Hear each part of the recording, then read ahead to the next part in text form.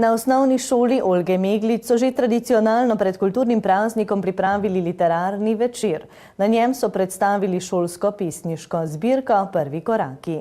Na literarnem večeru so se učenci predstavili z gledališko igro, igranjem na glasbene instrumente, s petjem, recitiranjem in branjem. Predstavili so tudi pesniško zbirko. Letos imamo obletnico te izdaje pesniške zbirke, se pravi 20 let, odkar so šli ti prvi koraki. V njej res imamo veliko pesnikov, pesmic in tudi teh raznih likovnih del.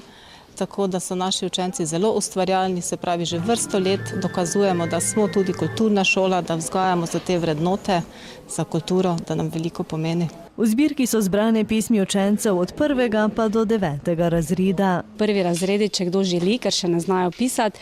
In sicer skozi celo leto, mi že septembra začnemo spodbujati in potem do začetka januarja zbiramo te prispevke, potem pa jih pregledamo in potem gre to v tisk.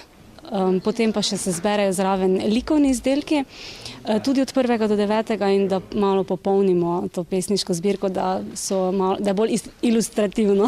Pesmi in likovna dela so predstavljena kar na 54 straneh. Je pa letos kar obsežna, ker je sodelovalo okrog 74 učencev, od tega nekaj likovnikov, sicer pa smo imeli ogromno letos prispevkov in tudi zelo lepe pesmi, tako da nismo rabili neke selekcije delati. Učenci so si lahko poljubno izbrali temo, o kateri so pisali. Imamo o praznikih, o invalidih, ker smo imeli tudi goste invalide in smo tudi na to temo pisali. Potem tudi splošno življenjske teme, to so bolj v velikih razredih pišejo, kakšne take bolj že resne teme. Skratka, poljubno. V okviru šole učence in njihova literarna dela redno prijavljajo na literarne natečaje.